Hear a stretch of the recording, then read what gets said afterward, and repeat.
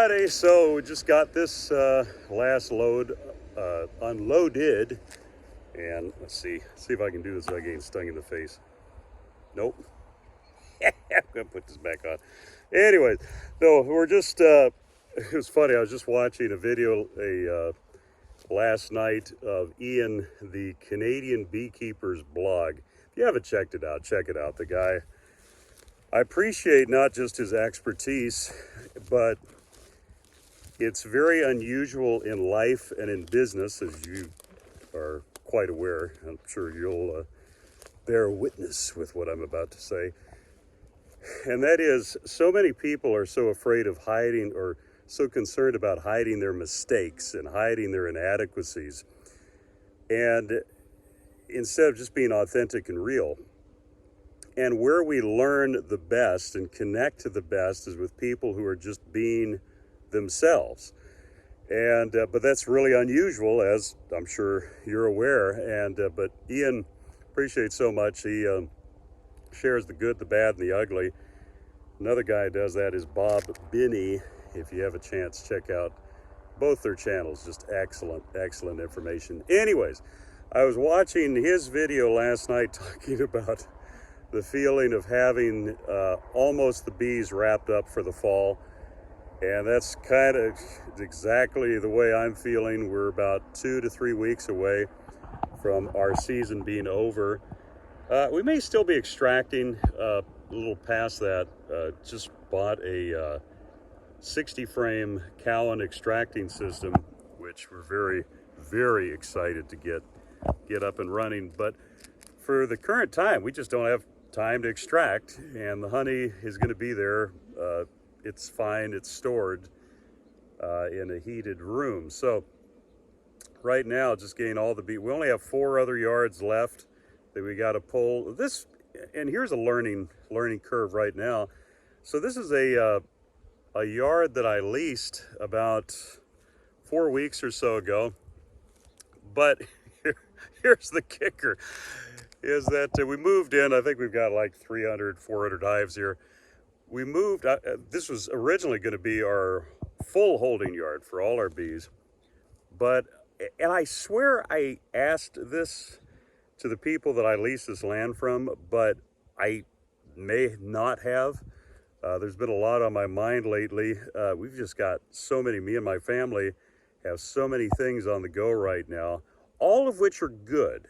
And things are going actually really great, but just the nature of having stuff going on, there's stress. And I know I've kind of been sometimes not as focused on detail as I should, which is obviously a principle to learn from and can be dangerous. But anyways, long story short, I leased this land, and it was funny because after I leased it, there's several people that were like, Kevin, that's on a floodplain. That could flood really quickly. So long story short, without going into the detail and the logistics of that, what we're doing is just using this as a staging yard, feed the bees, get them pollen sub, get them treated, and then probably move them actually back to our home yard, which is kind of what I was trying to avoid, just because we're actually almost done construction of our new house. And not that you're necessarily concerned about all these details, but if you find it interesting, great. My oldest daughter is actually highly allergic to bee stings. She's halfway through her treatment regimen, though, to reverse that. But yeah, it's just like, especially when you're extracting on the same yard, our building's not as bee tight as I would like it to be. That's something on the agenda. And so anyways, because of that, just having, you know, a few hundred hives in our home yard while we're trying to extract and everything else would just be a pain in the butt. So, but anyways, really that's kind of in a nutshell what we're focusing on right now: feeding, making sure that the bees have a good weight, pollen sub, so that we have a good population, and fat bees, chubby bees going into the winter, and mites. Going to be actually a little bit later today, going to be shaking, doing alcohol shakes, and just kind of see what, do a 10% testing. At the home yard, I think we've got four or 500 hives. And so I'd like to test 40, 50, and to just get an idea of where we're at. That really is the number one thing, followed obviously by feed and nutrition. But anyways, yep, so that's what's on the agenda today. And whether you've got one hive or several hundred, several thousand, it's kind of the same formula right now this time of the year. Obviously, too, I should say calling any weak hives. Not really spending any time with duds. If they're duds, we're just shaking them out and just moving on.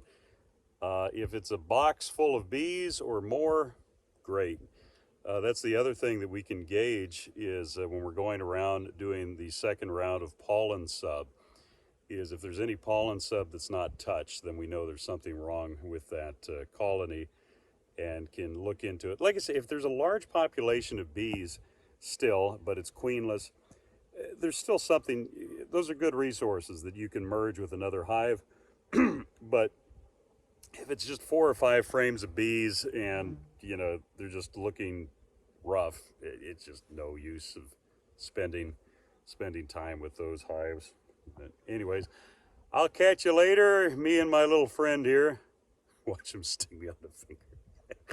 This will be a cute YouTube moment. I'm petting. Anyways, I'll catch you later.